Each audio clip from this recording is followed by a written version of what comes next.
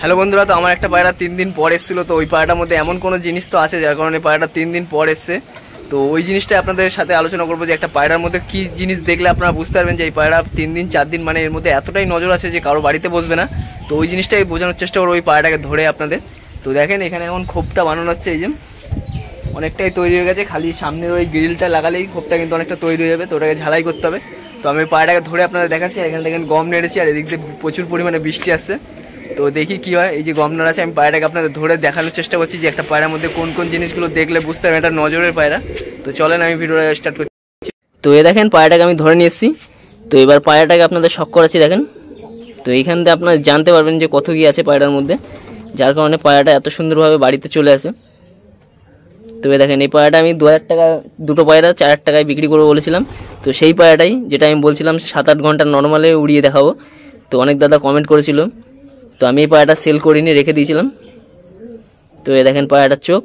তো এখন জাস্ট পায়রাটা আপনার বডি টেক্সচার দেখাচ্ছি, তারপরে বোঝাবো যে কি জিনিস আছে এর মধ্যে যে এর কারণে পায়রা এতদিন পরও কিন্তু বাড়ি চলে আসবে। 6 দিন 7 দিন কোনো ব্যাপার না।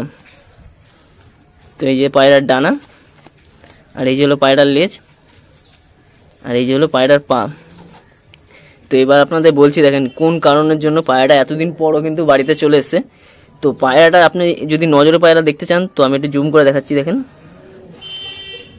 এই ফোনটা একটু গরম হলেই বন্ধ হয়ে যাবে। তো এখানে ঘোলা হয়ে যাচ্ছে।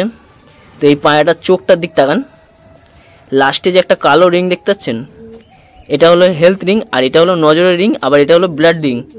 মানে এটা আপনি যত ক্রস করবেন তত কিন্তু এই যে একদম লাস্টে যে কালো দাগটা দেখতে পাচ্ছেন এটা কিন্তু চলে যাবে।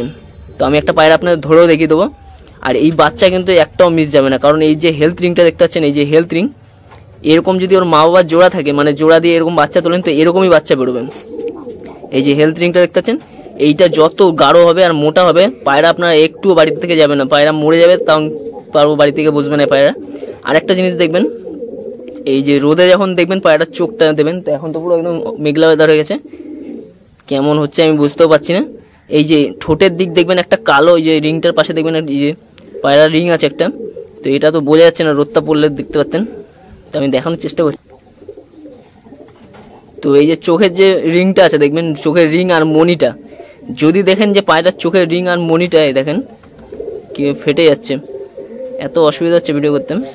এই যে চোখের মনিটা আর চোখের রিংটা যদি দেখেন যে এই ঠোঁটের যে মুখের যে ফাঁকাটা ওই দিকটা যদি এরকম টেরা থাকে, গোল থাকবে না কিন্তু টেরা থাকবে, তাহলে বুঝতে পারবেন এই পায়রার মধ্যে প্রচুর নজর আছে, প্রচুর।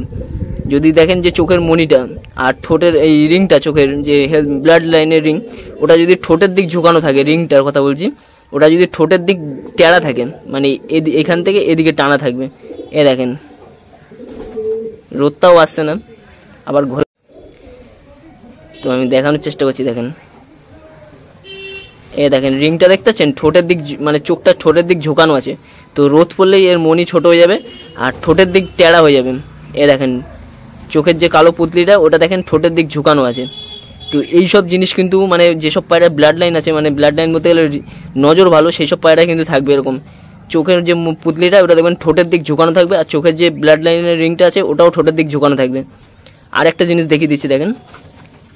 এই যে পায়রার ডানা, এই যে 7 নম্বর পালকটা, এই যে 7 নম্বর পালকটা 8, 9, 10 এর মতো যদি দেখতে হয়, এই যে এই পালকটাও যদি এর মতো দেখতে হয়, মানে যে কটা পালক যা আছে যদি 7 নম্বর পালকের মতো দেখতে হয়, এই 7 নম্বর পালকের মতো, তাহলে বুঝতে পারেন এই পায়রা 6 দিন 7 দিন পরও কিন্তু আপনার বাড়িতে চলে আসবে। এই পায়রা যদি এরকম 7 নম্বর পালকটা একই রকম দেখতে হয়, 8, 9, 10 আবার 6, 5 এদের মতো দেখতে হয়, তাহলে বুঝতে পারবেন এই পায়রার মধ্যে প্রচুর নজর আছে।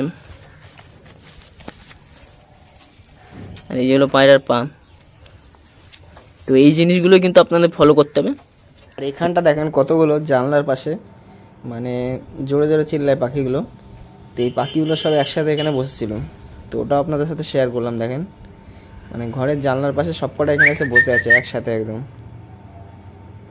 তো এই পাখিগুলোর নাম কি আপনারা জানাবেন একটু। দেখেন সব একসাথে বসে আছে, একসাথে দলা হয়ে বসে আছে। তো এগুলো ছাদেও আসে দেখি পাখিগুলো, প্রায় 6টা পাখি আছে এখানে, সব কটা একসাথে বসে আছে। প্রথমে দেখলাম কাচের মধ্যে এসে, মানে যে কাচটা আছে জানলার ওর মধ্যে এসে ঠোকরা ঠুকরি করছে। তারপর দেখি সব কটা একসাথে দলা হয়ে বসে পড়েছে। তারপরে যেই বুঝতে পেরেছে আমি এখানে আছি, তখন এক একটা করে কাল্টি মেরেছে। নিচে একটা শুয়ে আছে, ওর পিঠের উপর দাঁড়িয়ে আছে একটা। কতগুলো বুঝতে পারছেন এখানে পাখি আছে। তো এইগুলো সাধারণত ক্যাচকেচি পাখি, মানে জোরে জোরে চিল্লাতেই থাকে সবসময়।